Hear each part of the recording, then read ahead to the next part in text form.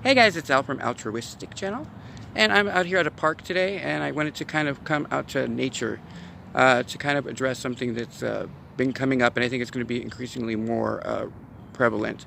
And it's called the long night's journey for the soul. So basically, what happens is during the ascension process, or specifically when you awaken, there comes a point where, depending on which lifetime it happens to coincide with, you may have to deal with like your karmic debt, and all of your family's ancestral debt, and then like all of your own personal drama and all the stuff that you've done, and then actually have to like literally go and basically peel each layer by layer, to kind of find the truths of who you are, and kind of it's the reason I haven't really spoken about it is because it's so varied depending on who you are. Some people have like no problem with this journey in the way, like in the ascension process. Most of us actually have like a nightmare. So it's kind of, it depends on how much you've lived.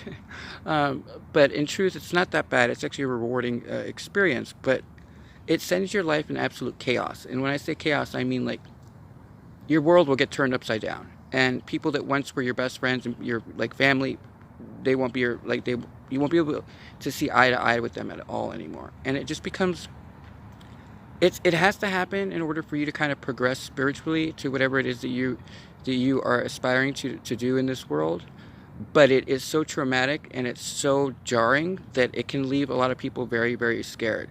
So the reason I'm bringing it up now is because we're heading into 2020, and by all indications, from what I'm hearing, a lot of people are going to be kind of start to awaken, and so many of them might actually get triggered into the dark soul journey, whatever. I can't never remember the name of it, but anyways, it's the process. It's important. So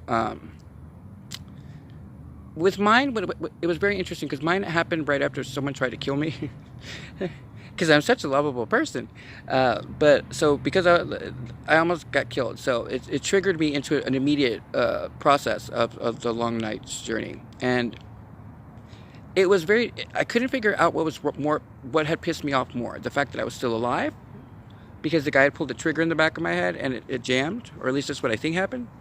Um, because I heard the click, so I'm assuming I'm still alive. Hopefully.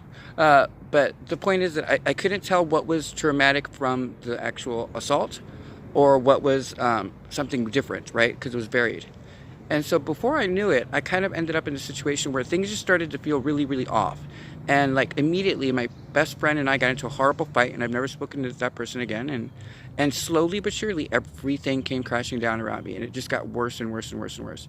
So of course that doesn't help somebody who's already traumatized with something else. So it just became an increasingly hostile situation. And since I didn't have anybody to really speak to, during like when this happened for me, it wasn't like it was like a new age thing. Like the ascension process and awakening was all like new age and kind of frou-frou and all that stuff. And I just wasn't, that wasn't my personality. So it was a little bit surprising to me that I would end up in this. And so by the time that I realized what it was, I hadn't had any guidance.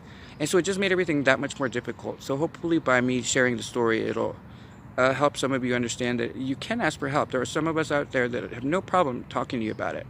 The thing about it is, though, that it's so personal that a lot of people in your regular life are not going to understand. Like, unless they've had it happen to them, they're going to think you're nuts. And so that's kind of the more unfortunate side of it. So for me, though, it was kind of like I just couldn't, I didn't know who to turn to. And so as things got worse and worse and worse, like I got to the point where like all my friends turned against me, and then they actually started working and conspiring against me. And then I ended up losing my apartment, I ended up homeless, and then I ended up losing my job. And it was just like one thing after the other, after the other, after the other. And it was just everything that was not real in my life, that wasn't true for like what I wanted to do in this world, got taken. And so I don't want to like scare anybody. It's not the intention is not to make you frightened, but the truth is that no matter who you are and no matter what your intentions are, when it's time, it's time. And God kind of steps in and kind of does it for you. So it's not something you can like say no, next year or next lifetime. It's like something that just will happen. So if it's your time, it's your time. And so it's just important to understand that it's going to be hell on earth. But as you make your way through it, it'll make you that much stronger. And there's just something that we just don't know that's at the end of the tunnel here, like at the end of this whole existence that we're encompassing right now, that we don't see. And so, well, I mean, not at the point where you are. As you progress and you ascend more, you get kind of more and more information as you become more comfortable with what's happening around you. And the funny part is that it's kind of amazing, because when you get through the hard stuff, it's kind of baffling. You're just like, oh my God, that stuff I thought as a kid is true. And then you're just like freaking like, wow. And so it's just kind of like that thing. And then like, like pseudo intellectuals sit there and say, oh, you're just nuts. Oh, you need medication. I'm like, yeah, you're taking medication. I'm not taking medication. Like, it's just one of those things like, why would I take medication for something that makes me happy? I don't need the medication. That's what you need to get through your life, because you're not happy. And so it's kind of one of those things that's just kind of a little bit, it's a little bit more than amusing. Because at the same time, it's like you look around the world and you start to get into like political conversations, and at some point you just stop. And you're just like, you know what? You just like being unhappy. And so, keep your limits to yourself. I'm going to be on the limitless side over here. So anyway, back to the journey. So what ended up happening is that by the time that I hit the rock bottom, which is kind of funny because I wasn't even doing drugs at the time. It was just kind of like it was one of those things where it was just at the bottom, and I was just like I'm done. I'm just done. Fucking kill me. Like, I'm just done. And I was so like close to it. And so it was in the moment of surrender where it kind of all started to get a little bit better, because suddenly I started to realize that the moment that I surrendered, everything kind of started to pick up a little bit, and it was as though like I was being listened to. And so here's the interesting part of all interesting parts, is that you can kind of become a little bit paranoid, because you kind of think that, you'll ask a question into the general universe and suddenly the answer will be there like within an hour.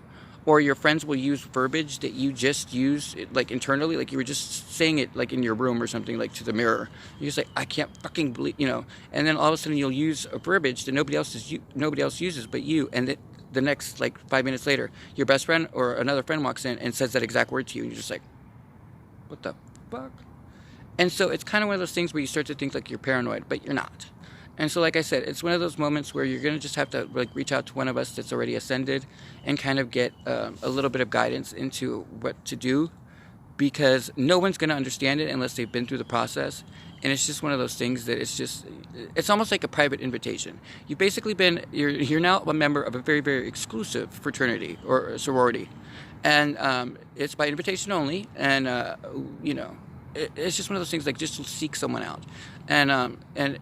And just don't be surprised if people start to turn on you. And that's one of the greatest losses, is that you just start to lose a lot of friends. But then you realize at some point that if they were friends, then they wouldn't have let you down. So you kind of marry it all out. Sorry, I'm trying to find the sunlight here. It's beautiful out here. But the strange part about it is that when you start to find your path, it doesn't reveal itself automatically. And that's the other part that's a little bit daunting. So don't expect anything. I always tell people, it's almost like just lay down and just roll with it. The best you can do is just surrender and just say, okay, look, I don't know what the fuck is going on, but obviously I'm not losing my mind, because, I'm not like having hallucinations or anything. And so you just start to like, get to a point in life where you have to just trust your instincts. And so you just have to let go.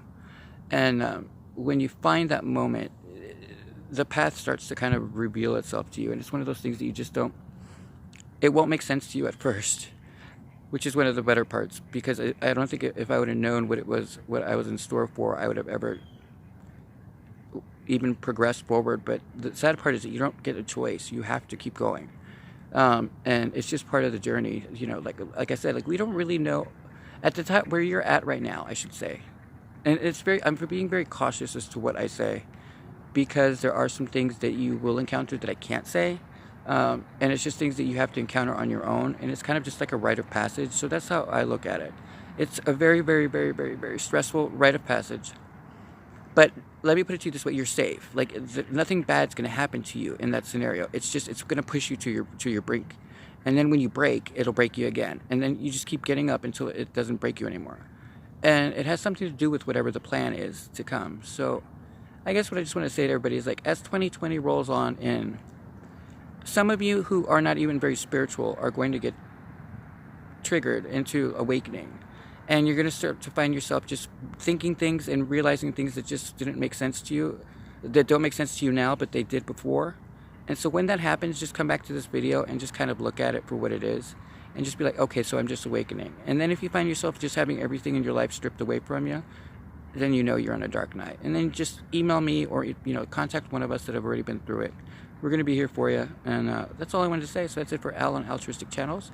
Have a great 2020. I'll see you guys later. Bye.